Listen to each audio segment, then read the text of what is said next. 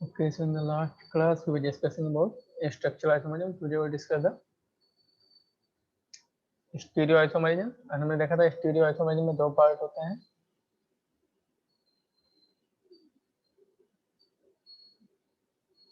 Stereo isomerism में दो part होते हैं, एक होता है कन्फर्मेशनल और एक होता है configurational. Conformational and next one is configurational. और फिर कॉन्फ़िगरेशनल में भी दो पार्ट होते हैं, एक होता है जियोमेट्रिकल, एक होता है optical. So first we will see the conformational and then we'll in the coming classes we'll see configurational.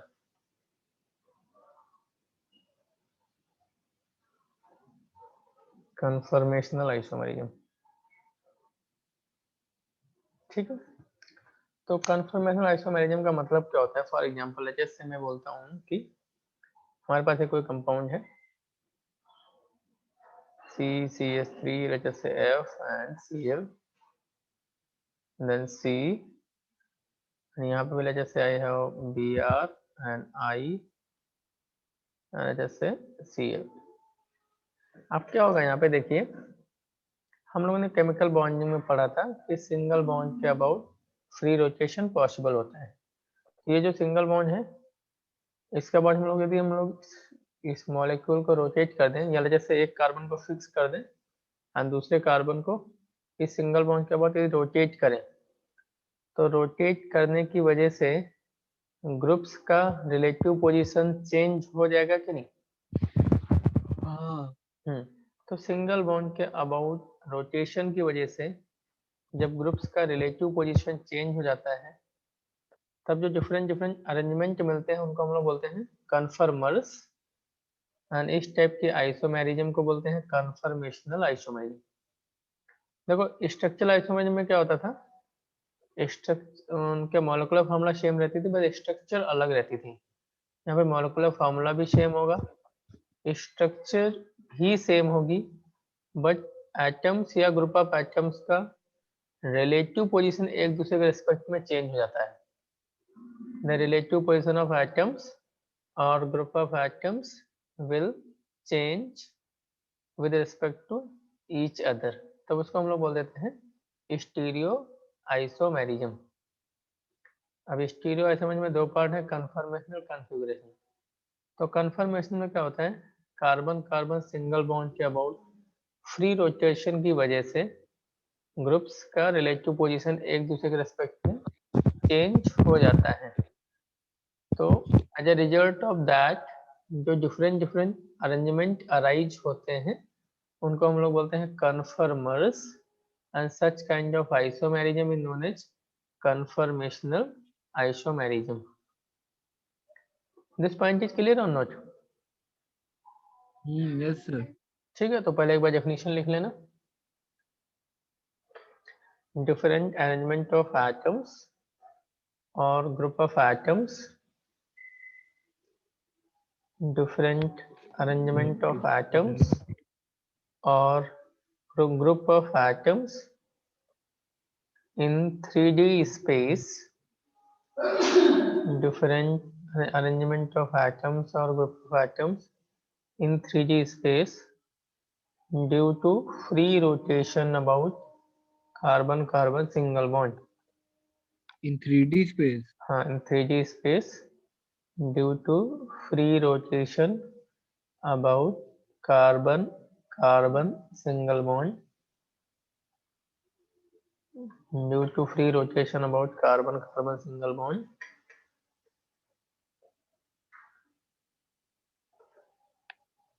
are known as conformations or conformers, are known as conformations or conformers,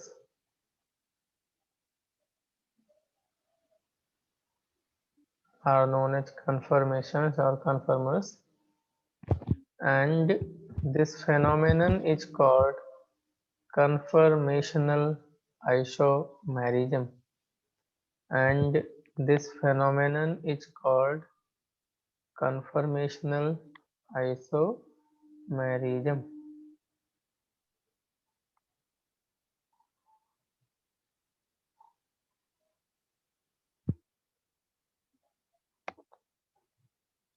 point is clear?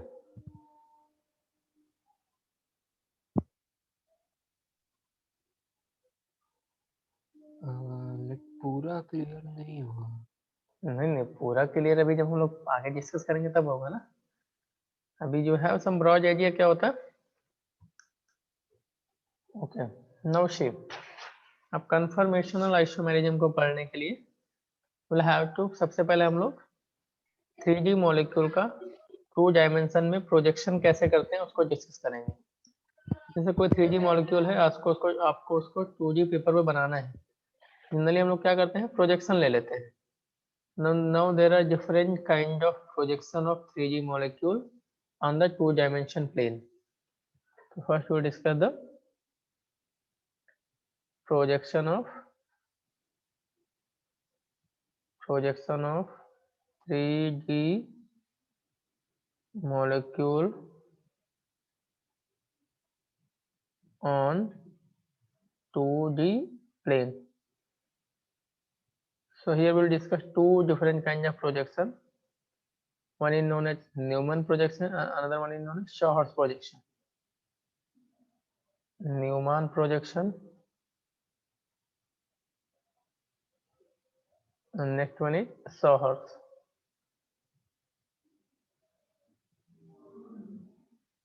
So what is Newman projection? Sorry, what is Newman projection?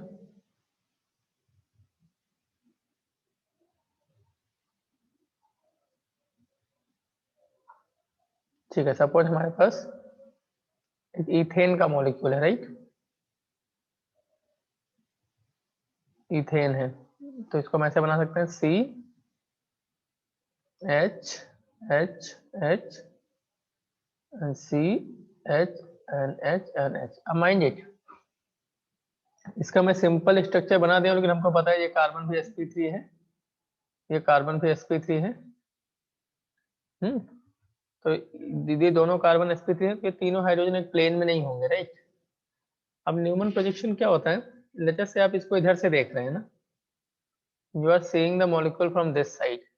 तो जब यहाँ से देखेंगे तो ये दोनों carbon एक दूसरे के आगे पीछे आ जाएंगे कि नहीं। जब आप इधर से देखेंगे तो both of this carbon will be behind each other. तो यहाँ पे क्या होता है, जो फ्रंट कार्बन है, फ्रंट कार्बन को हम लोग रिप्रेजेंट करते हैं डॉट से। यहाँ पे फ्रंट कौन सा है? फ्रंट आप जहाँ इधर से देखेंगे तो ये फ्रंट हो जाएगा, इधर से देखेंगे तो ये फ्रंट हो जाएगा, राइट। तो आप कहाँ से देख रहे हैं उस पर डिपेंड करता है ना। तो फ्रंट कार्बन को रिप्रेजेंट करते हैं हम लोग डार्क बबल से, डार्क बबल से, एंड बैक कार्बन को रिप्रेजेंट करते हैं ओपन बबल से, ऐसे ओपन बबल से। तो देखिए यहाँ पे जैसे ये फ्रंट कार्बन बना दिया मैंने। अब इस फ्रंट कार्बन के ऊपर 3 हाइड्रोजन है, तो उन तीनों हाइड्रोजन को मैं एक प्लेन में ऐसे रख सकता हूँ कि नहीं, बिकॉज इस टेट्राहेड्रल स्ट्रक्चर में कोई भी 3 एटम्स को आप एक प्लेन में ले सकते हैं। तो ये कार्बन था, इन तीनों हाइड्रोजन को मैंने एक प्लेन में रख दिया ना। अब यहाँ पे इसके जस्ट पीछे कार्बन, इसके जस्ट पीछे ये कार्बन, सॉरी ये कार्बन है, ये बैक कार्बन मैंने बनाया। अब इस बैक कार्बन के ऊपर भी 3 हाइड्रोजन है, तो देखिए ये वाला हाइड्रोजन इसके पीछे है, ये हाइड्रोजन इसके पीछे है, ये इसके पीछे है। तो वैसे यहाँ पे बना देंगे, ये बैक कार्बन बना रहा हूँ, ये हाइड्रोजन, ये हाइड्रोजन और ये हाइड्रोजन। तो ऑल्दो जब इसको आप ऐसे देखेंगे तो आपको केवल आगे वाले हाइड्रोजन दिखेंगे, पीछे वाले दिखेंगे नहीं, बिकॉज ये वाला हाइड्रोजन इस हाइड्रोजन के जस्ट पीछे है।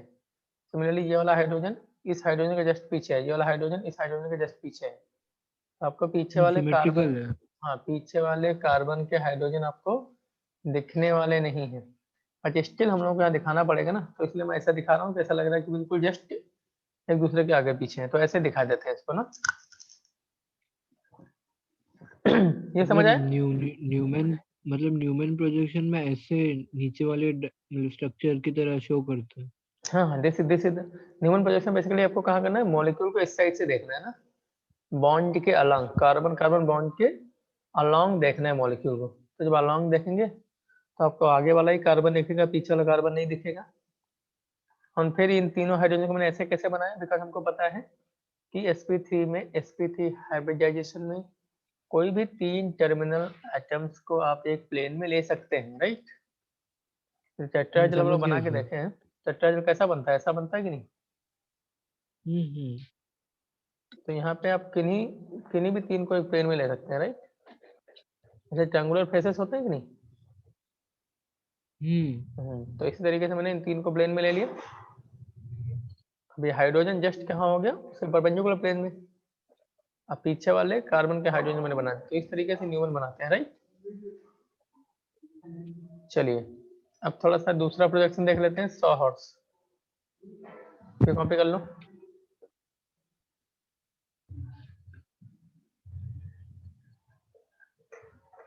तो न्यूमन प्रोजेक्शन का और एग्जांपल करेंगे? अभी करेंगे हम लोग क्वेश्चन, अभी आगे जब कन्फर्मेंस पढ़ेंगे तब और एग्जांपल्स लेंगे। अभी मैं जस्ट एक्सप्लेन कर रहा हूँ प्रोजेक्शन क्या होता ठीक है है, सर, हम कर जस्ट लिया सर। एक्सप्लेनिंग।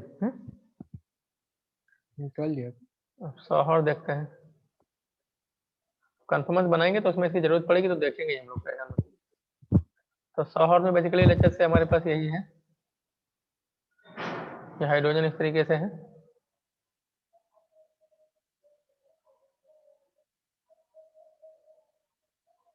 अब सॉहॉर्स में बेसिकली आप कहाँ से देखना होता है, इधर से देखना होता है ना, ऐसे, यहाँ इस साइड से देखना है ऐसे। जैसे वहां पे न्यूमन में देखते थे इधर से, सॉहॉर्स में जस्ट आपको बॉन्ड के परपेंडिकुलर डायरेक्शन से देखना है। ये सीसी बॉन्ड है ना, तो इसके परपेंडिकुलर डायरेक्शन से देखना है। तो परपेंडिकुलर डायरेक्शन देखेंगे तो देखो ये दोनों कार्बन आपको दिखेंगे बिल्कुल ऐसे, राइट। तो इस कार्बन के ऊपर 3 हाइड्रोजन बना सकता हूँ ऐसे, एक हाइड्रोजन ये होगा, एक हाइड्रोजन ये भी दिखेगा। फिर एक कार्बन हाइड्रोजन से बैक में होगा, एक फ्रंट में होगा, राइट। ऐसे एक बैक में होगा, एक फ्रंट में होगा। तो आपको बैक वाले दिखेंगे नहीं, थोड़ा साइड से देखेंगे तो बैक वाला भी दिख जाएगा। तो समझ पा रहे हैं कि नहीं समझ पा रहे हैं। तो इस तरीके से अब यहाँ पे न्यूमन का होगा, आप इसी इसी को इधर से देख लो तो न्यूमन बन जाएगा, राइट। तो ये हो गया आपका सॉहॉर्स प्रोजेक्शन। एंड रिप्रेजेंटेशन सेम ही है। Representation in the sense, I mean symbol, representation symbol जो है वो सब सेम है। नहीं नहीं ये देखो, नहीं दिस इज द सॉहॉर्स प्रोजेक्शन। और देखने से समझ आ रहा है ना, दिस इज सॉहॉर्स प्रोजेक्शन। ये ऐसा इमेज दिखेगा आपको, सामने से इधर से फोटो खींचेंगे तो ऐसा दिखेगा। न्यूमन में आपको जैसा इसके पहले बनाया था वैसा फोटो दिखेगा। नहीं, मेरा बोलने का मतलब है इसमें वो ब्लैक डॉट और नहीं लाइक यहाँ पे ब्लैक नॉर्मल एक ब्लैक, सर्कल। यहाँ पे ब्लैक ब्लैक नहीं बनाते हैं, यहाँ पे बस सीधे ऐसे कार्बन लग रहे ऐसे ऐसे बना देते हैं ऐसे, बस। बिकॉज वहां पे ब्लैक और सर्कल इसलिए बना रहे हैं कि आपको पीछे वाला कार्बन दिख तो रहा नहीं है, राइट। तो उसको रिप्रेजेंट करने के लिए इसे सर्कल पता बना। लगाने के लिए इसके पीछे भी कोई है। हाँ, इसके पीछे भी कोई कार्बन है। हाँ, ओके। यहाँ पे तो आपको सब कुछ दिख रहा है ना, why will make U dot and black ना। हाँ हाँ।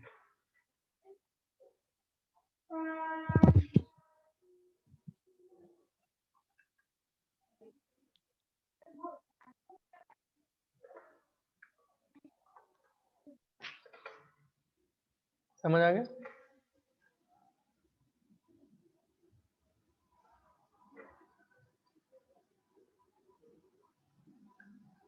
Okay, now yes sir. Conformers of ethane. अब हम लोग कन्फर्मेंट डिस्कस करेंगे। सबसे पहले डिस्कस करेंगे कन्फर्मर्स ऑफ इथेन।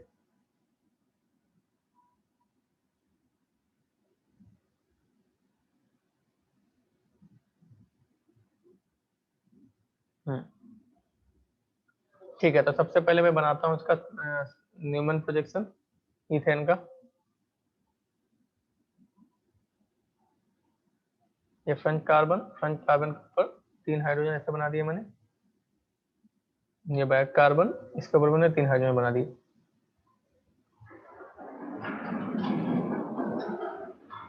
अब लेट्स से मैं फ्रंट कार्बन को फिक्स कर देता हूँ और बैक वाले कार्बन को 60 डिग्री से रोटेट कर देता हूँ। बैक वाले कार्बन को इस तरीके से 60 डिग्री से रोटेट कर देता हूँ, राइट। तो बाद मुझे पता है सब बीच बीच में बन जाएगा। कन्फर्मेशन आइसोमेरिज्म क्या होता है? रोटेशन की वजह से एटम्स के जो डिफरेंट अरेंजमेंट अराइज होते हैं उन्हीं को हम लोग कन्फर्मेशन बोलते हैं। यहाँ पे मैंने पीछे वाले कार्बन को 60 से रोटेट कर दिया, देखिए क्या बन जाएगा। ये हाइड्रोजन यहाँ पे आ गया, ये हाइड्रोजन यहाँ पे आ गया और ये हाइड्रोजन यहाँ पे हो गया।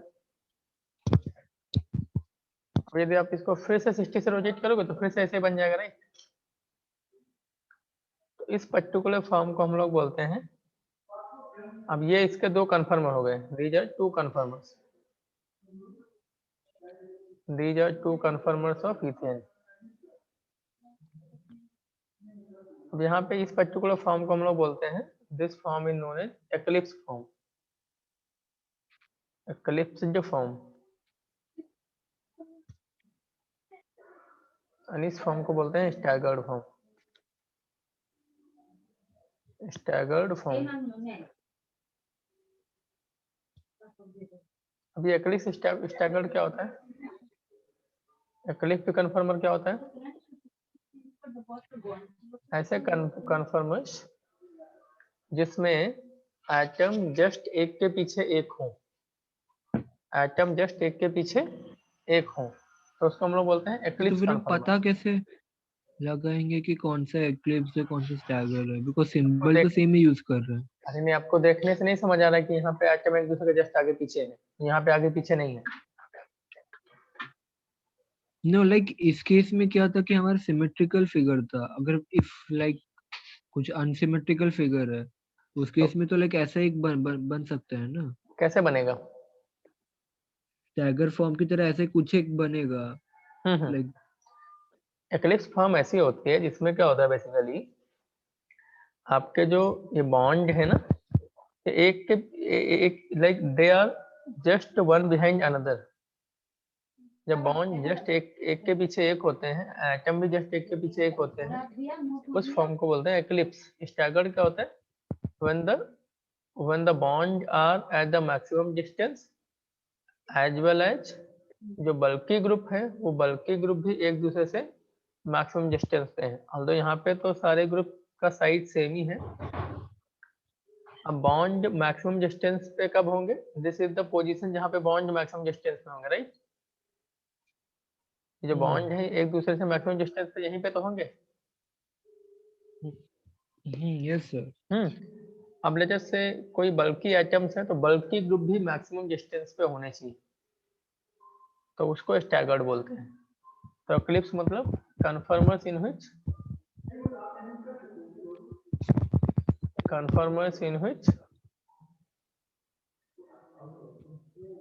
bonds are just behind one another, bonds are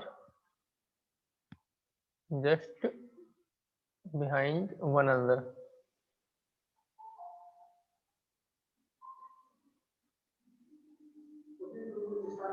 and staggered form क्या होती है? what is the staggered form in which bonds are at maximum distance as well as bulky group are also as well as bulky group are also at maximum distance, bulky group are also at maximum distance। तो उसको हम लोग बोल देते हैं staggered form. ठीक है, ये बल्कि ग्रुप वाला कंसेप्ट भी कुछ आगे एग्जांपल दूंगा तो आपको क्लियर हो जाएगा। ठीक है, अब यहाँ पे देखिए ये चीज समझ आ गई। Wait sir, bonds are at maximum distance। तो बल्कि ग्रुप मतलब कौन सा वाला पार्ट? बल्कि ग्रुप एक्चुअली यहाँ पे बल्क लेजर से कुछ ऐसे ग्रुप्स है ना जो जो दो बड़े बड़े ग्रुप है। जैसे यहाँ पे मैं CH3 रख देता और पीछे वाले कार्बन पे भी CH3 रख देता और बाकी सब हाइड्रोजन होते हैं, तो CH3 ग्रुप हाइड्रोजन के कंपेयर में बल्कि हो गया कि नहीं? हाँ वो तो तो है। जब बल्की ग्रुप किसी मॉलिक्यूल में प्रेजेंट है तो उनको मैक्सिमम डिस्टेंस पे बल्की ग्रुप को भी करना है, एंड बॉन्ड का तो मैक्सिमम डिस्टेंस का लोकेशन यही होगा, दिस इज द लोकेशन जहाँ पे बॉन्ड एक दूसरे से मैक्सिमम डिस्टेंस पे होंगे। तो साथ ही साथ में बल्की ग्रुप भी एक दूसरे से मैक्सिमम डिस्टेंस पे होने चाहिए, तो उसको बोलेंगे हम लोग staggered form, right. Okay sir. अब देखिए यहाँ पे क्या होता है, यहाँ पे दो टाइप के रिपल्सन हो रहे हैं। एक तो रिपल्सन ये केमिकल, ये बॉन्ड के बीच में हो रहे हैं, जैसे ये वाला बॉन्ड है और ये वाला बॉन्ड है, एक दूसरे को रिपेल करेंगे कि नहीं, बॉन्ड के इलेक्ट्रॉन। और दूसरा रिपल्सन होता है यहाँ पे जो एटम्स होते हैं या ग्रुप ऑफ एटम्स होते हैं उनके बीच में रिपल्सन। तो बॉन्ड के बीच में जो रिपल्सन होता है उसको बोलते हैं टॉर्सनल स्ट्रेन, एंड जो इन ग्रुप्स के बीच में रिपल्सन होता है उसको बोलते हैं वन डेर वाल strain. So there are two type of repulsion,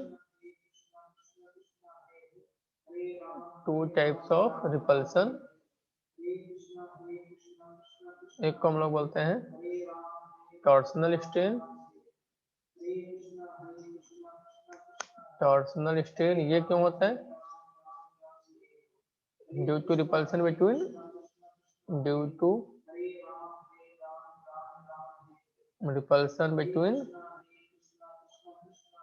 bond pair of electron, bond pairs of electron, and another one is van der Waals strain, van der Waals strain, and this is due to repulsion between bulky group, repulsion between bulky group।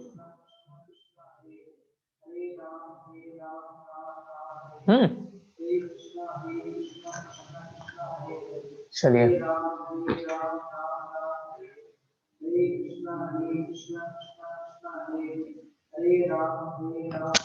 अब देखिए थोड़ा सा हम लोग बनाए थे ethane के कन्फर्मर, उसका थोड़ा एनर्जी डायग्राम बना लेते हैं।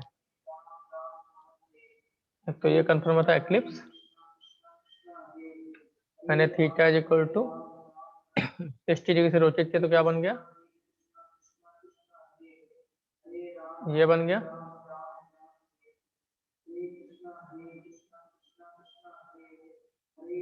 आप फिर से थीटा इक्वल टू 60 से रोटेट करेंगे तो आपको फिर से सेम स्ट्रक्चर मिल जाएगी, you will get same configuration। I am sorry,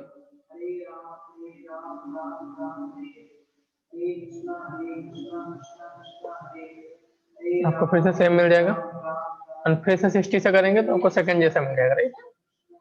अब यदि मैं इसका एनर्जी डायग्राम बनाता हूँ तो अब ध्यान से देखिए, यहाँ पे बॉन्ड के बीच का डिस्टेंस कम है कंपेयर टू दिस वन, और यहाँ पे इन ग्रुप्स के बीच का भी डिस्टेंस इसकी कंपेयर में कम है। यहाँ पे डिस्टेंस कम है, यहाँ पे डिस्टेंस ज़्यादा है, यहाँ बॉन्ड के बीच में भी डिस्टेंस कम है, यहाँ बॉन्ड के बीच में भी डिस्टेंस ज़्यादा है। मतलब एक्लिप्स फॉर्म में टॉर्शनल स्ट्रेन भी ज़्यादा होता है और वन डेर वाल स्ट्रेन भी ज़्यादा होता है। तो एक्लिप्स फॉर्म का एनर्जी हाई रहेगा और स्टेबिलिटी कम रहेगी, बिकॉज बॉन्ड के बीच का भी डिस्टेंस कम है, तो बॉन्ड के बीच में रिपल्सन ज़्यादा होगा, मतलब टॉर्शनल स्ट्रेन भी ज़्यादा होगा। ग्रुप्स भी रिलेटिवली शॉर्टर डिस्टेंस पे लोकेटेड रहते हैं, तो ग्रुप्स के बीच में भी रिपल्सन ज़्यादा होगा, मतलब वन डेर वाल स्ट्रेन भी ज़्यादा होगा। ठीक है, तो रिपल्सन ज़्यादा होगा तो एनर्जी ज़्यादा होगी, एनर्जी ज़्यादा होगा तो स्टेबिलिटी कम होगा।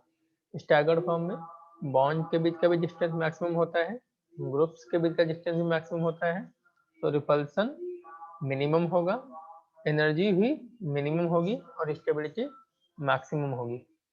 ठीक है, तो चलिए थोड़ा इसका हम लोग एनर्जी डायग्राम बना लेते हैं। Just make the energy diagram of conformers of ethane. Energy diagram.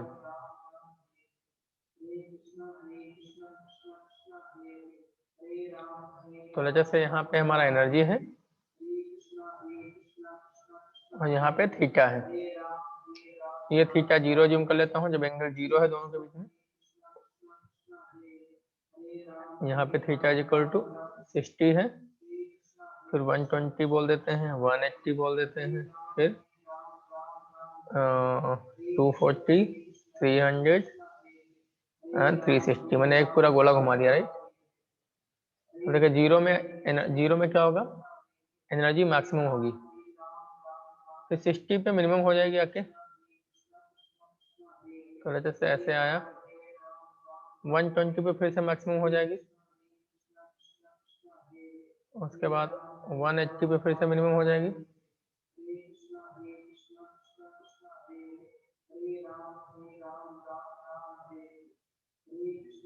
फिर 240, 300 एंड 360।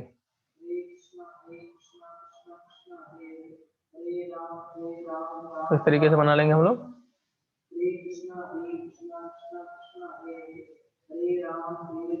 ये बन गए उसका एनर्जी डायग्राम। तो ये ऊपर वाला आपका रिप्रेजेंट कर रहा है एक्लिप्स फॉर्म को, ये स्टैगर्ड फॉर्म को। जैसे स्टैगर्ड फॉर्म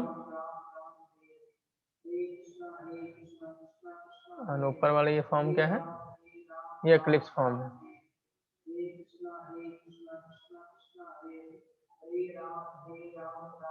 तो सर यस बताइए।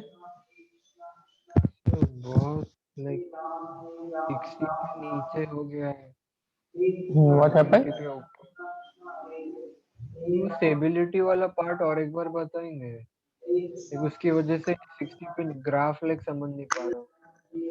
ग्राफ देखो ना, एक्लिप्स फॉर्म में आपके बॉन्ड भी एक दूसरे से मिनिमम डिस्टेंस पे हैं, एंड जो एटम्स हैं वो भी एक दूसरे से मिनिमम डिस्टेंस पे हैं। तो क्या होगा, रिपल्सन ज्यादा होगा, एनर्जी ज्यादा होगा, स्टेबिलिटी कम होगा। स्टैगर्ड में देखते हैं तो बॉन्ड भी एक दूसरे से मैक्सिमम डिस्टेंस पे हैं, एटम्स भी मैक्सिमम पॉसिबल डिस्टेंस पे हैं, तो रिपल्सन कम हो जाएगा, एनर्जी भी कम हो जाएगी और स्टेबिलिटी बढ़ जाएगी। तो वही तो मैंने किया, देखें एक्लिप्स का एनर्जी ज्यादा दिखा रखा हूँ, स्टैगर्ड का कम दिखा रखा हूँ। समझ आ रहा है कि नहीं? Yes sir. अब यहाँ पे जो एक्लिप्स और स्टैगर्ड के फिर बीच में जो एनर्जी डिफरेंस होता है, इथेन के केस में वो होता है 3 किलो कैलोरी पर। In the case of ethane, ऐसा नहीं सब में मत करना इसको।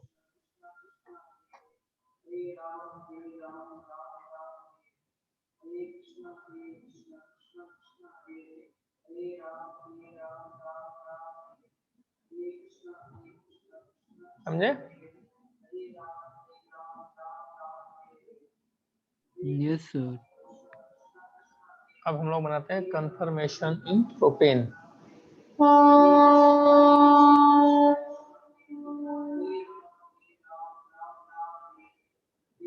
ये समझ आ गया?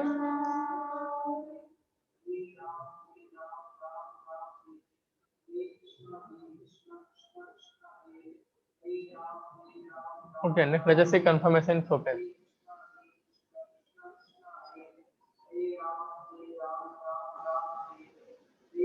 Conformation in propane.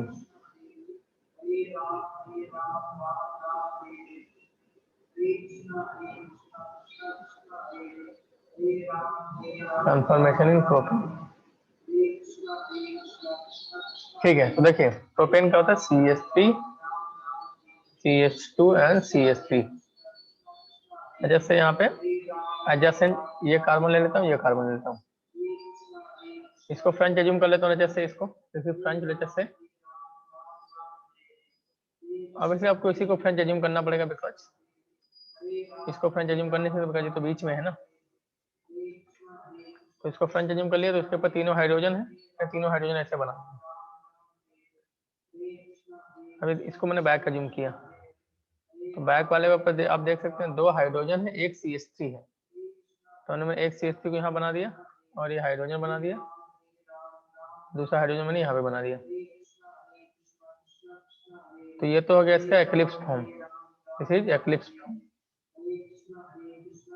अब theta is equal to 60 degree से रोटेट करो, फ्रंट कार्बन को रखो फिक्स, बैक वाले कार्बन को 60 से रोटेट कर दो,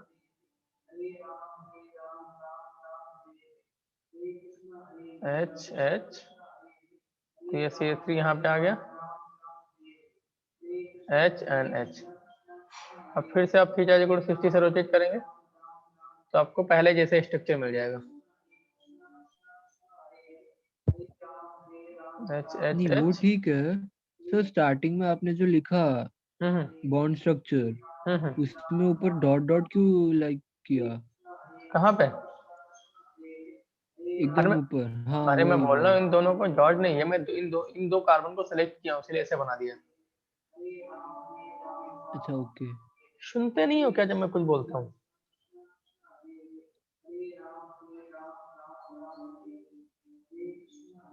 तो फिर से मुझे एक्लिप्स मिल गया ना, तो एक्लिप्स एंड स्टैगर्ड, यहाँ पे दो ही फॉर्म बन रही हैं।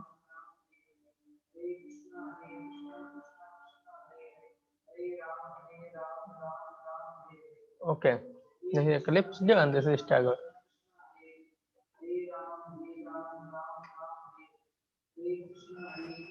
यहाँ पे बनाते हैं हम लोग एनर्जी डायग्राम, तो यहाँ पे भी दो ही फॉर्म बन रही हैं। एनर्जी डायग्राम इथेन के जैसे बनेगा, कुछ नया नहीं बनेगा यहाँ पे। This is energy and this is theta, जैसे this is 0, this is 60, 120, 180, 240, 300 and 360। यहाँ जैसे यहाँ से स्टार्ट करता हूँ,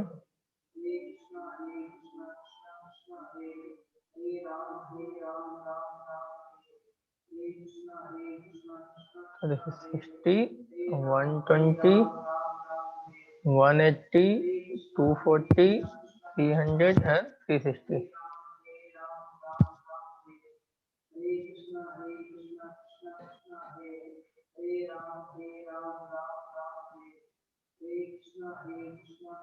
ये बन गया राइट।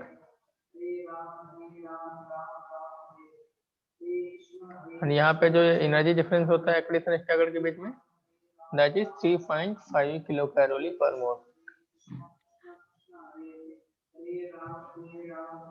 प्रोपेन के केस में।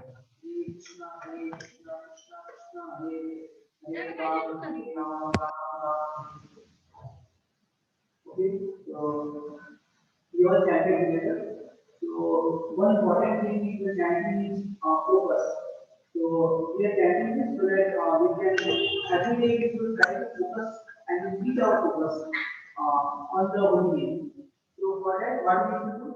We should try to hear the same thing which we are speaking. Like when we are saying Hare Krishna, we are chanting. So we should try to hear it very attentively. So as much attention we give to the hearing of the chanting, that much we will get that much we will be able to focus on the reading. And that much we will get day by day we will increase हाँ sir the कर level रहे of हैं। our chanting, but it's not chanting. Okay. So in that we will get here. So thank you to all of you for learning. Bye.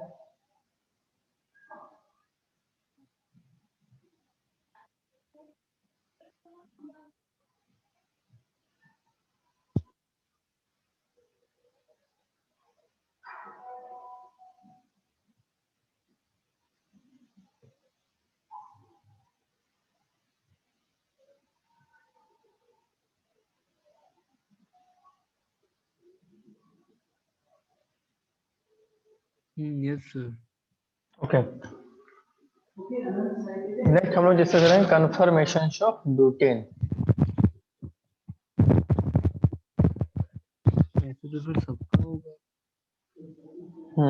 Pentane, hexane सबका होगा। Confirmation of butane about C2C3, about C2 and C3।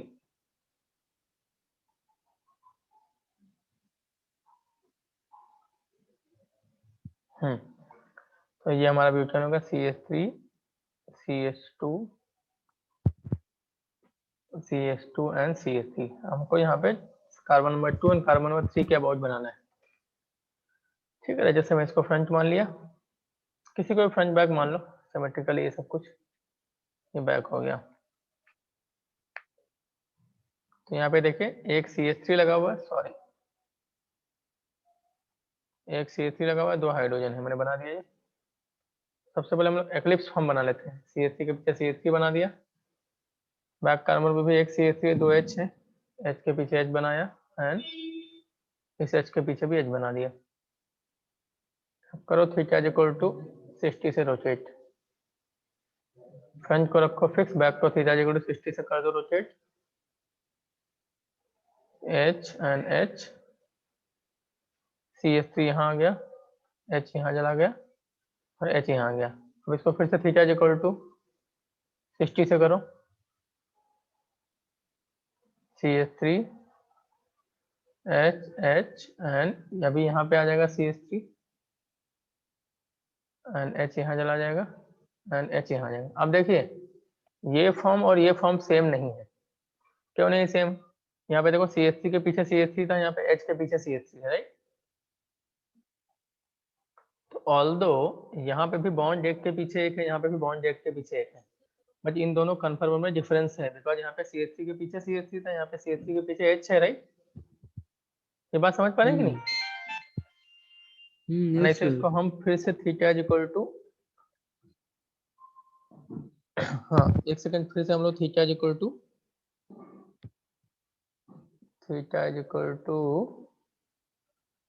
60 से करते हैं, तो अब देख कैसा बनेगा, H और यहाँ पे अभी CH3 आ जाएगा, ये H आएगा, ये H आएगा। अब now see this form and this form is not same, although यहाँ पे बॉन्ड एक दूसरे से मैक्सिमम डिस्टेंस पे, यहाँ पे भी, यहाँ पे भी मैक्सिमम डिस्टेंस पे है, बट यहाँ पे देख सकते हैं CH3 के पास में CH3 है, यहाँ पे CH3 से CH3 मैक्सिमम डिस्टेंस पे है, राइट। यहाँ CH3 के बीच का डिस्टेंस बढ़ गया ना। अब इसको फिर से थीटा से करेंगे तब अभी रिपीट होना शुरू हो जाएगा। अब फिर से थीटा इक्वल 60 से करो तो आपको ऐसा मिल जाएगा, फिर थीटा इक्वल 60 से करो तो आपको ऐसा मिल जाएगा, और फिर करो तो ऐसा मिल जाएगा। नाउ अभी रिपीट होना शुरू हो जाएगा, इससे ये मिलेगा, फिर इससे ये मिलेगा, फिर इससे ये मिलेगा, राइट। देखिए करिए 60 से, तो CH3 H के पीछे आ जाएगा, यानी H CH3 के पीछे H H के पीछे, तो यही मिल गया, राइट। इसको फिर से करो 60 से, यस सर। तो आपको ऐसा मिल जाएगा, CH3 इधर आ जाएगा, नहीं होगा तो सेम ही,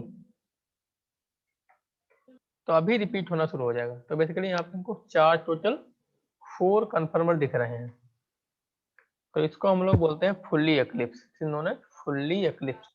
यहाँ पे 2 एक्लिप्स हैं, ये भी एक्लिप्स है और ये भी एक्लिप्स है। इसको बोलते हैं फुल्ली एक्लिप्स, इसको बोलते हैं पार्शियल एक्लिप्स। क्यों बोलते हैं पता, this is known as fully eclipsed and this is known as partial eclipsed, partial eclipsed. ठीक है। अब यहाँ पे देखिए क्या यस है, सर। बॉन्ड तो एक के पीछे एक यहाँ पे भी है, एक के पीछे एक यहाँ पे भी है, लेकिन यहाँ पे देखो बल्कि ग्रुप एक दूसरे के पीछे जस्ट है, यहाँ पे बल्कि ग्रुप के बीच का डिस्टेंस बढ़ गया ना, तो बल्कि ग्रुप के बीच का डिस्टेंस बढ़ गया तो रिपल्सन थोड़ा सा कम हो जाएगा। ऑल्दो यहाँ पे भी और यहाँ पे भी दोनों में ही टॉर्शनल स्ट्रेन सेम होगा, बॉन्ड पे रिपल्सन सेम होगा, लेकिन जो वन वाला स्ट्रेन था, जो बल्कि ग्रुप के बीच में रिपल्सन होता है, वो यहाँ पे ज्यादा है, बिकॉज यहाँ पे देखिए बल्कि ग्रुप जस्ट एक के पीछे एक है, उनके बीच का डिस्टेंस कम है। यहाँ पे बल्कि ग्रुप एक दूसरे से थोड़ा ज्यादा डिस्टेंस पे सिचुएटेड है, तो रिपल्सन कम होगा, मतलब वन वाला रिपल्सन यहाँ पे कम होगा, तो इसीलिए हम इसको फुल्ली एक्लिप्स बोल देते हैं, इसको बोलते हैं पार्शियली एक्लिप्स। अब यहाँ पे इसको बोलते हैं हम लोग स्टैगर्ड, लास्ट वाला है। क्यों स्टैगर्ड बोलते हैं इसको, बिकॉज यहाँ पे देखिए बॉन्ड भी एक दूसरे के साथ मैक्सिमम डिस्टेंस पे है, और जो बल्कि ग्रुप है वो भी एक दूसरे के साथ मैक्सिमम पॉसिबल मैक्सिमम डिस्टेंस पे है, मतलब इससे ज्यादा डिस्टेंस इनके बीच में पॉसिबल हो ही नहीं सकती, तो बल्कि ग्रुप समझ गया द सर, मैक्सिमम क्लियर है पॉसिबल। पूरा। नाउ यहाँ पे देखिए क्या हो रहा है, ऑल्दो बॉन्ड एक दूसरे से मैक्सिमम डिस्टेंस पे है, बट बल्कि ग्रुप के बीच डिस्टेंस मैक्सिमम नहीं है। हाँ मैक्सिमम पे नहीं है। तो इसको हम लोग यहाँ पे स्टैगर हम्म। नहीं बोलते, इसको यहाँ पे इसको गॉच फॉर्म बोलते हैं, this is known as gauche form, GAUCHE। fully eclipsed, gauge, ये है G partially eclipsed and staggered. Copy कर लीजिए।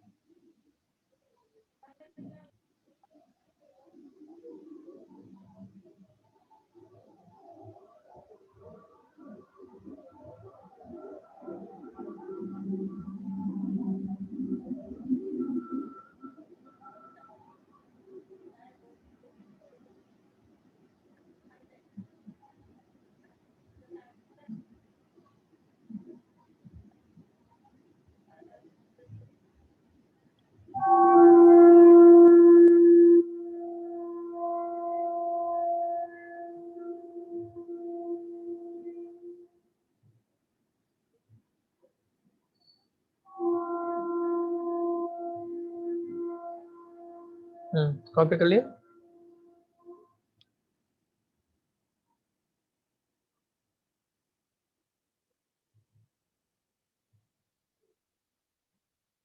यस सर कर लिया। अब बनाते हैं इसका एनर्जी डायग्राम।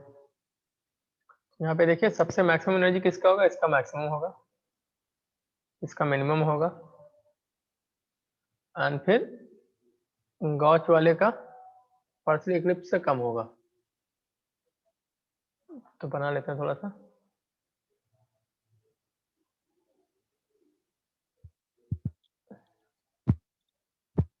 तो ये एनर्जी है एंड ये थीटा है। तो यहाँ पे 0, 60, 120, 180, 240, 300 एंड 360।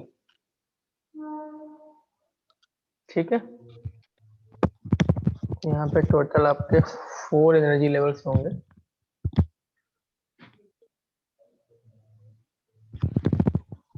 तो जैसे मैंने फुली इक्लिप्स से स्टार्ट किया। फुली इक्लिप्स क्या बना आपका, बना गॉच फॉर्म, 60 पे बना गॉच। तो जैसे 60 पे बन गया गॉच, फिर 120 पे बन गया पार्शियली इक्लिप्स, सॉरी गॉच का एनर्जी, ये बन गया पार्शियली इक्लिप्स।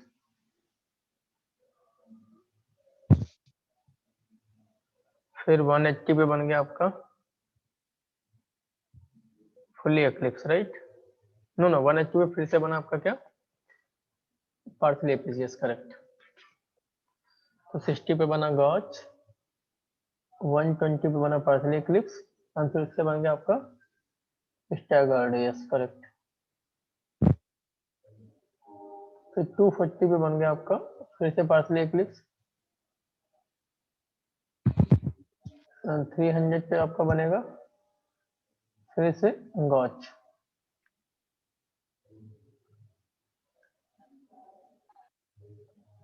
और फिर यहाँ पे 360 पे फिर से बन जाएगा फुली इक्लिप्स। ये हो जाएगा, इस टाइप से बनेगा।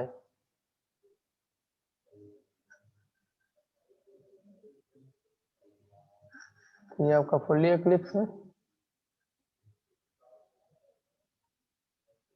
Fully Eclipse. ये क्या है, गॉच है, this is partially eclipsed, partially eclipsed,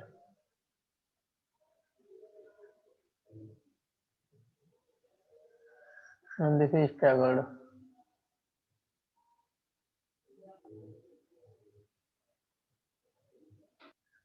फिर से गॉच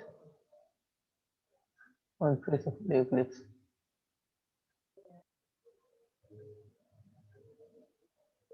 समझ आ गया कि नहीं? Yes sir.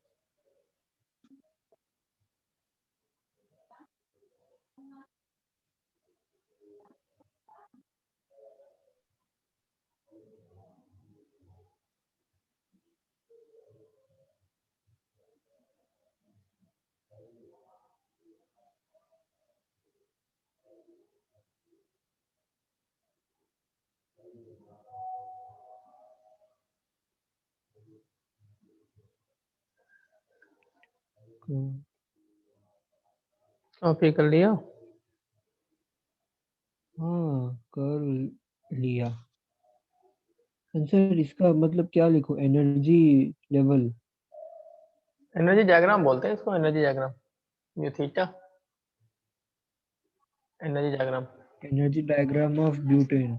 Yes, normal butane about carbon number 2 and carbon number 3। यहाँ पे सबसे ज्यादा स्टेबल कौन सी फॉर्म है? स्टैगर्ड फॉर्म सबसे ज्यादा स्टेबल है। फिर कौन सी है? गॉच है। उसके बाद पार्शली इक्लिप्स,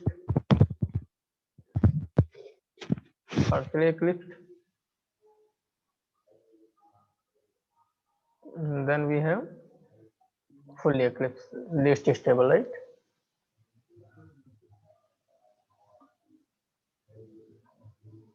ओके, अब देखिए क्या होता है, फुल्ली इक्लिप्स एंड स्टैगर्ड के बीच में जितनी भी फॉर्म होती हैं सबको हम लोग स्क्यू फॉर्म बोलते हैं। All of them are known as skew form.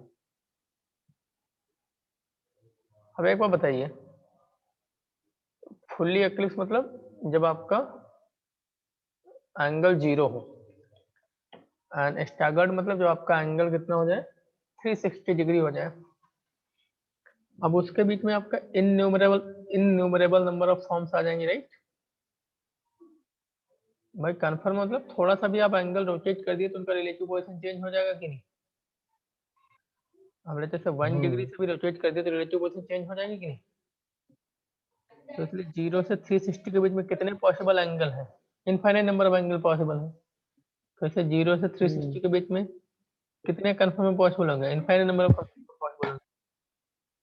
तो एक्लिप्स और स्टैगर्ड के बीच में जितने भी कन्फर्मर्स होते हैं सबको हम लोग क्या बोलते हैं? स्क्यू कन्फर्मर बोलते हैं। तो जो आपका गॉच है वो भी गॉच आपका क्या है? वो भी एक स्क्यू कन्फर्मर है, राइट। तो नीचे लिख लेना, all the confirmation between a fully eclipsed and staggered, all the confirmation between eclipse and fully eclipsed and staggered, all the confirmation between fully eclipsed and staggered are known as skew confirmations, are known as skew confirmation.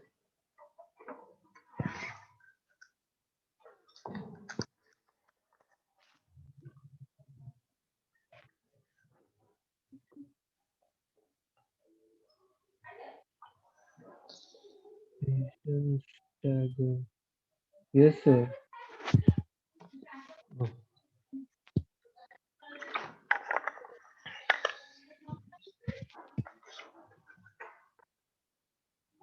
Okay,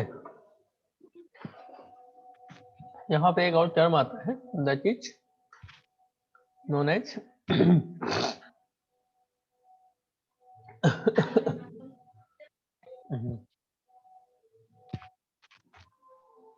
चलिए आगे बढ़ते, तो हम आगे बढ़ते हैं।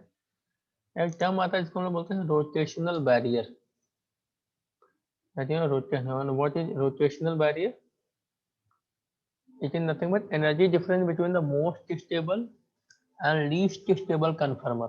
Most stable and least stable conformer के बीच में जो एनर्जी डिफरेंस होता है उसी को हम लोग बोलते हैं रोटेशनल बैरियर। तो लिख लेना, हेडिंग डालना rotational barrier.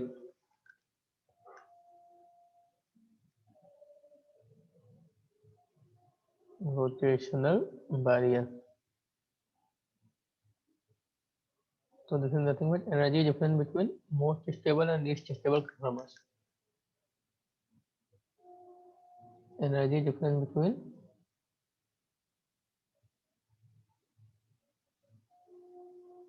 Most stable and least stable conformations.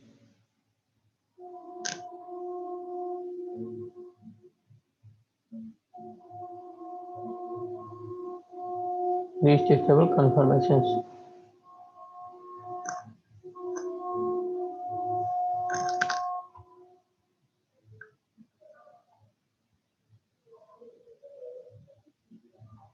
ठीक है,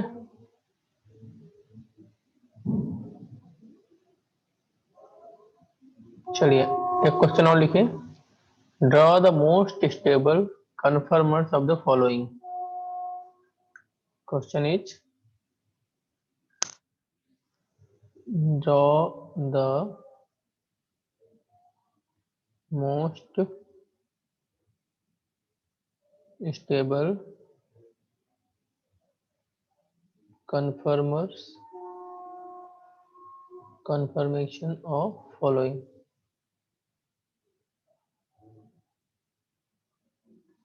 जैसे मैं पहला एग्जांपल लेता हूँ, जैसे ये हमारे एथाइलिन ग्लाइकोल, इसका नाम क्या होता है? इसका कॉमन नेम होता है ethylene glycol.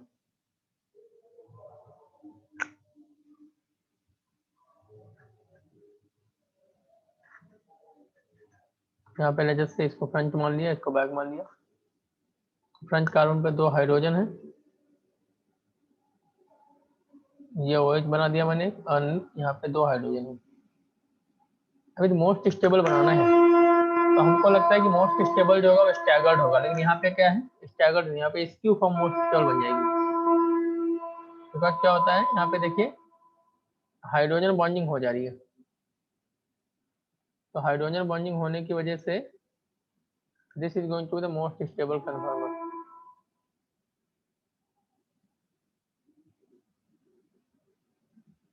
Due to the hydrogen समझ बॉन्डिंग। नहीं आया।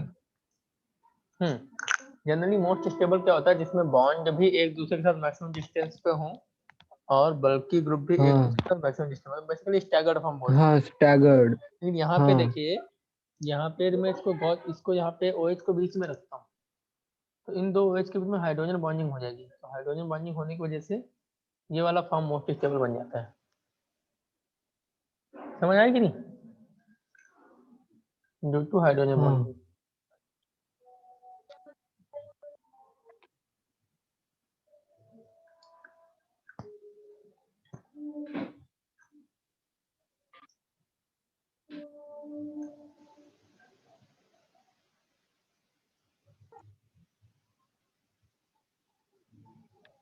चलिए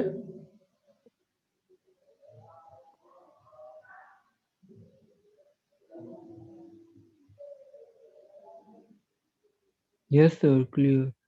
ठीक है, एक और क्वेश्चन करो।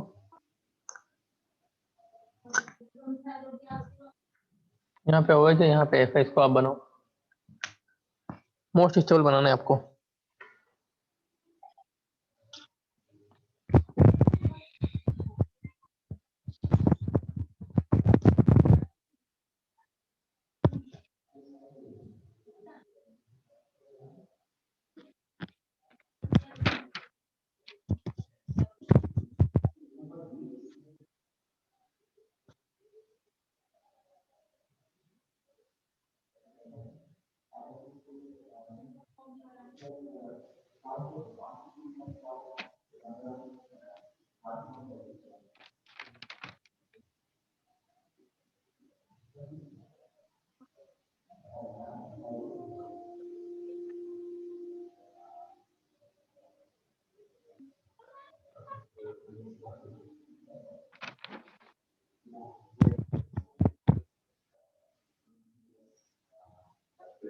सर आप कर दीजिए।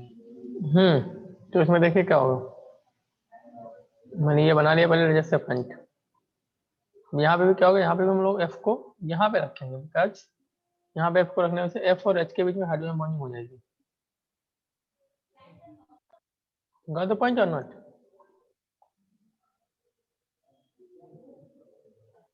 समझे बच्चे? हाँ हाँ हाँ, समझा। चलिए अगला क्वेश्चन एक और करते हैं। 2,3 डाई मिथाइल ब्यूटेन, उसका मोस्ट स्टेबल बनाना है। 2,3 dimethyl butane and carbon number 2 and carbon number 3 के अबाउट बनाना है आपको। 2,3 डाईमिथाइल ब्यूटेन क्या होगा? CH3 CH3H3 CH3 and CH3। तो आपको ये दो कार्बन के अबाउट बनाना है, कार्बन नंबर 2 और कार्बन नंबर 3 के बीच में। तो जैसे ये फ्रेंच कार्बन हो गया, इसके ऊपर एक H है और दो CH3 है, राइट। तो बैक कार्बन ले लेता हूँ। बैक कार्बन के ऊपर भी दो CH3 है और एक H है। अब क्या करूंगा मैं, एक CH3 को यहाँ रखूंगा, एक CH3 को यहाँ रखूंगा, H को यहाँ रखूंगा। तो ये हो गया मोस्ट स्टेबल कि नहीं, बताइए। देखो बॉन्ड तो एक दूसरे से मैक्सिमम डिस्टेंस पे है, ये ग्रुप भी एक दूसरे के साथ मैक्सिमम डिस्टेंस पे होना चाहिए। तो क्या ये मोस्ट स्टेबल है क्या?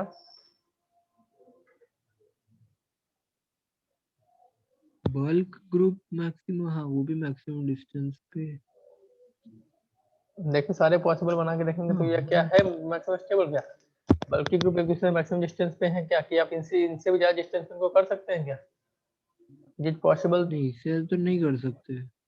पक्का? हाँ पक्का, बिकॉज एडजेसेंट एडजेसेंट वाले मैक्सिमम डिस्टेंस पे, सॉरी एडजेसेंट नहीं, ऑपोजिट वाले। तो अब ये देखो, आप हिट एंड ट्रायल करके सारे बना के देख लो, अब इससे ज्यादा डिस्टेंस इनको कर ही नहीं पाएंगे। बिकॉज यदि आप इसको रोटेट करके यहाँ ले आओ CH3 को, तो ये तो पक्का है कि पोजीशन ऐसी नहीं होनी चाहिए। जब इन दोनों बॉन्ड के बीच में एंगल 60 हो, वही होगा मैक्सिमम स्टेबल। अब ये इन ग्रुप्स का पोजीशन देखना है आपको। तो लेट्स से अब क्या करता हूँ, फिर इस CH3 को यहाँ ले आता हूँ। तो जब यहाँ रखेंगे तो तीनों बल्कि पास पास हो जाएंगे कि नहीं। तो यही आपका मोस्ट स्टेबल है। आप चाहें तो घर पे सारे हिट एंड ट्रायल करके देख सकते हैं।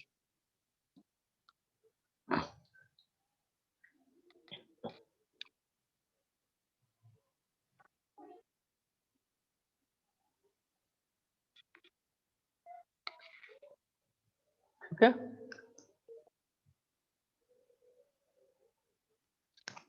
Yes sir. नेक्स्ट हम लोग जैसे करेंगे कन्फर्मेशन ऑफ साइक्लोहेक्सेन।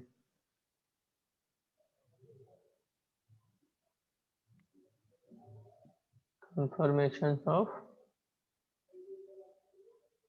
साइक्लोहेक्सेन।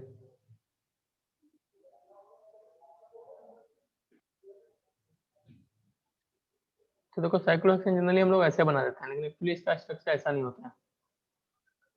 ये प्लेनर स्ट्रक्चर इसका नहीं होता है। इसका स्ट्रक्चर, इसका जो मोस्ट स्टेबल फॉर्म होता है वो चेयर फॉर्म होता है। इस तरीके से चेयर फॉर्म होता है इसका। इसके बहुत सारे कन्फर्म एग्जिस्ट करते हैं। तो चेयर फॉर्म एग्जिस्ट करता है, एक इसका बोट फॉर्म एग्जिस्ट करता है, एक आपका ट्विस्टेड बोट एग्जिस्ट करता है, ट्विस्टेड बोट। एक आपका हाफ चेयर एग्जिस्ट करता है। ये डिफरेंट डिफरेंट कन्फर्मर्स हैं साइक्लो हेक्सेन के। उसमें सबसे स्टेबल होता है आपका chair form. Chair form, boat form, twisted boat form, half chair, these are the various conformations of the cyclohexane. Out of them chair form is the most stable. chair form कैसा दिखता है, ऐसे दो parallel line बनाओ, फिर एक line छोटा और दूसरा बड़ा, ठीक है। फिर उसके बाद नीचे में इसके पैरेलल अभी पहला लाइन बनाओ बड़ा, और फिर इसके पैरेलल दूसरा लाइन छोटा, ऐसे बनाना है। दो पैरेलल लाइन खींच लिया, एक छोटा लाइन बनाओ ऐसे, दूसरा बड़ा बनाओ। अब यहाँ पे एक बड़ा किसके पैरेलल, इस बड़े वाले के पैरेलल, फिर छोटा किसके पैरेलल, छोटे वाले के पैरेलल। तो ये बन गया चेयर फॉर्म, ऐसा दिखता है ये। देखो चेयर दिख रहा है आपको कि नहीं, यहाँ बैठना है आपको यस सर। और यहाँ पे पैर रखना है ना। तो this is the chair form. तो ये आपका चेयर फॉर्म होता है। चेयर फॉर्म ही आपका मोस्ट स्टेबल होता है। हम्म। फिर आपका हाफ चेयर कैसा दिखता है, हाफ चेयर ऐसा दिखता है।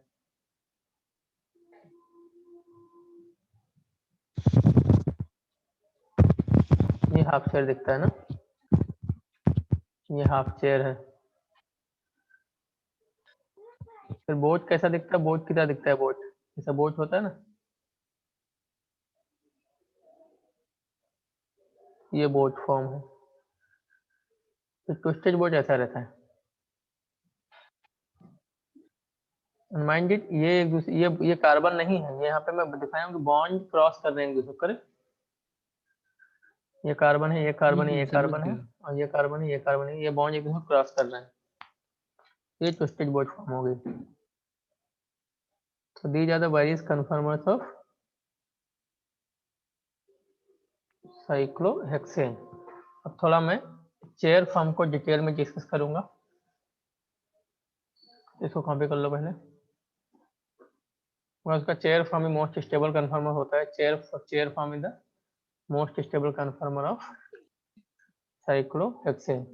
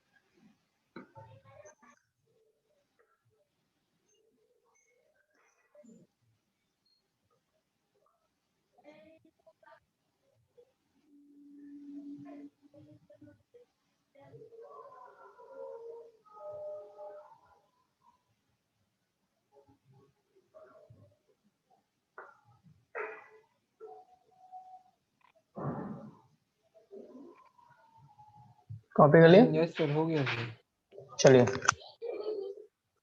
अब थोड़ा हम लोग चेयर फॉर्म को थोड़ा डिटेल में डिस्कस करते हैं। चेयर फॉर्म, देखो चेयर फॉर्म में हर एक कार्बन पे दो टाइप की पोजीशन होती है। मेरा टू टाइप ऑफ पोजीशन है ईच कार्बन। एक तो होता है एक्सियल पोजीशन, एक होता है इक्वेटोरियल पोजीशन।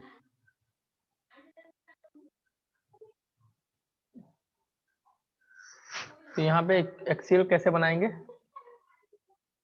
जो कार्बन ऊपर की तरफ पॉइंट आउट कर रहा है वहां पे ऊपर की तरफ एक्सियल, जो नीचे की तरफ पॉइंट आउट कर रहा है वहां पे नीचे की तरफ एक्सियल। ऊपर की तरफ पॉइंट कर रहा है ऊपर की तरफ एक्सियल, नीचे की तरफ पॉइंट आउट कर रहा है नीचे की तरफ एक्सियल, ऊपर की तरफ एक्सियल एंड ये नीचे की तरफ एक्सियल। तो ये सारी एक्सियल पोजीशंस नहीं हैं। मतलब नहीं, मेरे को बिल्कुल समझ नहीं आया कौन सा ऊपर पॉइंट कर रहा है, कौन सा नीचे। देखो ना यहाँ पे, आप देखिए आपको दिख नहीं रहा नीचे की तरफ पॉइंट आउट कर रहा है, ये ऊपर की तरफ पॉइंट आउट कर रहा है कि नहीं, ये किस डायरेक्शन में पॉइंट आउट कर रहा है बताइए, ये ऊपर की तरफ, ये किस डायरेक्शन में पॉइंट आउट कर रहा है। नीचे। तो यहाँ देखो ना। अच्छा वैसा, ओके, अंडरस्टूड सर। तो अभी देखिए इनको बोलते हैं हम लोग axial position, these are the axial position. ऐसे यहाँ पे देखिए, अब यहाँ पे देखो हर कार्बन की दो वैलेंसी अनसैटिस्फाइड है, दो तो सेटिस्फाई हो गई, तो दो वैलेंसी अनसैटिस्फाइड है, उसमें से एक को एक्सियल बोलते हैं, दूसरे को इक्वेटोरियल बोलते हैं। अब यहाँ पे इक्वेटोरियल क्या होगा,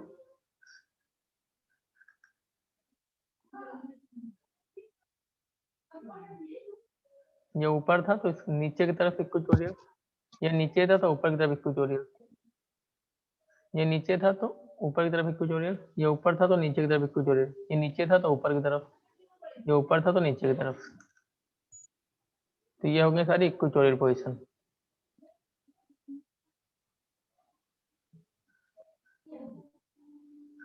these are the equatorial position, right?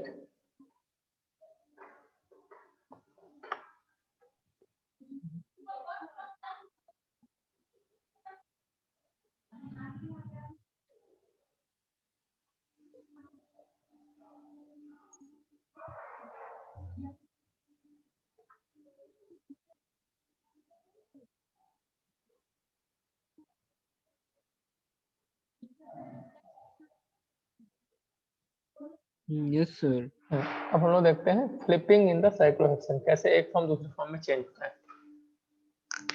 Flipping in cyclohexane,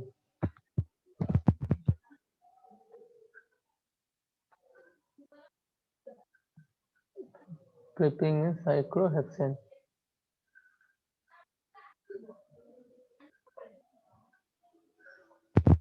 ये मैंने चेयर फॉर्म बनाया, ठीक है। अब क्या है, चेयर फॉर्म से जस्ट उल्टा चेयर बन जाती है ऐसे इस टाइप से।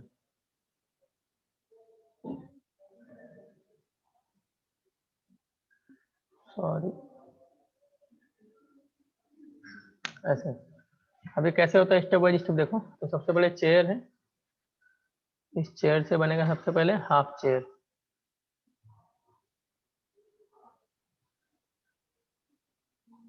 तो ये बन गया हाफ चेयर। तो यहाँ पे इधर से ये वाला पार्ट ब्रेक हो गया। अब हाफ चेयर से बनेगा, फिर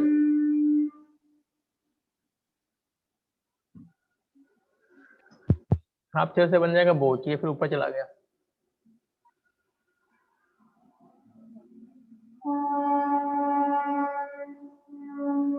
और बोट से फिर उल्टा डायरेक्शन में बन जाएगा हाफ चेयर,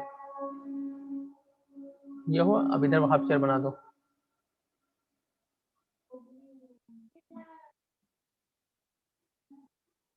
और फिर इसको इधर कन्वर्ट करके ये बन जाएगा फिर से चेयर फॉर्म उल्टा डायरेक्शन में।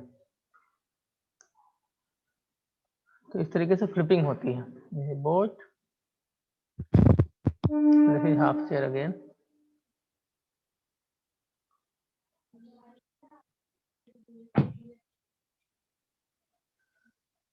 और यहाँ पे हाफ चेयर और बोट के बीच में ट्विस्टेड बोट फॉर्म आती है दोनों जगह पे।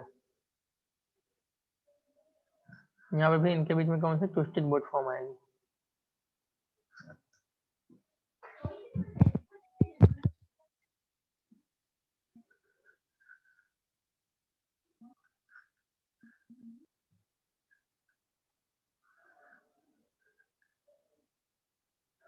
Twisted boat and twisted,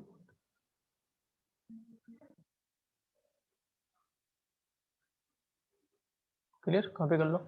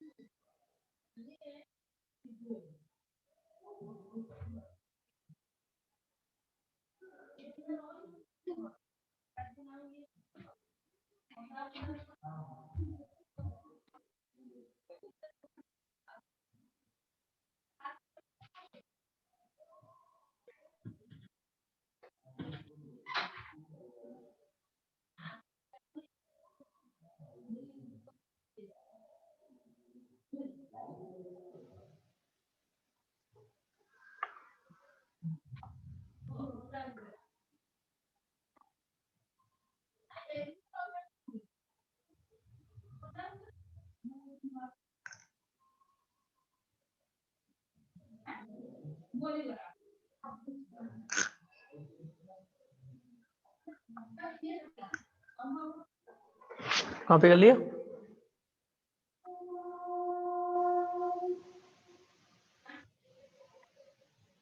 copy हो गया डियर? हाँ हो गया सर। थोड़ा सा इसका हम लोग एनर्जी डायग्राम बना लेते हैं, वेरी कन्फर्म का एनर्जी डायग्राम।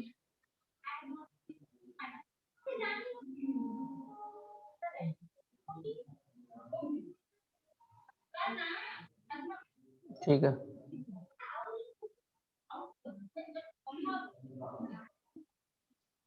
यहाँ पे एनर्जी है।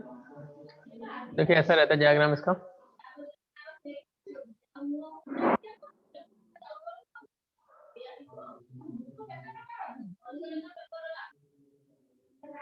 ये है आपका चेयर फॉर्म, फिर चेयर फॉर्म का फिर क्या बनता है, हाफ चेयर बनता है, राइट? तो फिर मैंने हाफ चेयर बना दिया। फिर बनता है ट्विस्टेड बोट,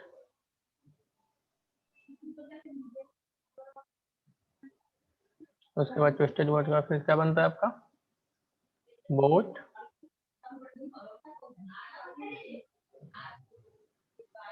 फिर से ट्विस्टेड बोट, फिर से boat, no not twisted boat का फिर से चेयर उल्टा डायरेक्शन में, चेयर इन उल्टा direction, and then sorry half chair in the उल्टा डायरेक्शन, उसके बाद चेयर इन द उल्टा डायरेक्शन। ये हो गया वेरिस कन्फर्मर। हमें डायग्राम याद रहेगा तो आप इनका स्टेबिलिटी आसानी से लिख सकते हैं। जिसका एनर्जी सबसे कम उसका स्टेबिलिटी सबसे ज़्यादा। तो स्टेबिलिटी का जो सबसे ज़्यादा देखो चेयर का है, चेयर के बाद फिर बोट का है, सॉरी ट्विस्टेड बोट का है,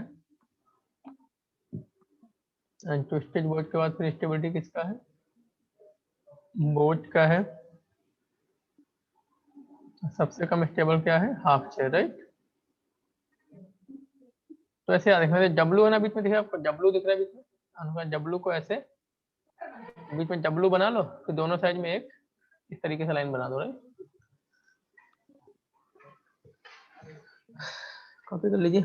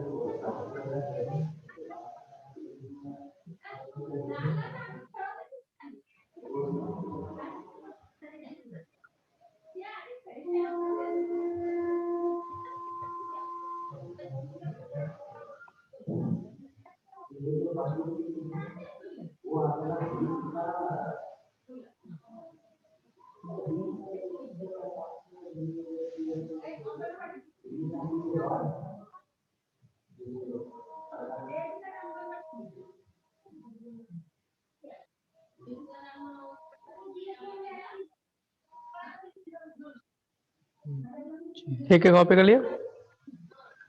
हाँ सर लिख रहा हूँ। यस, तो आज हम लोग यहीं पे रुकेंगे फिर।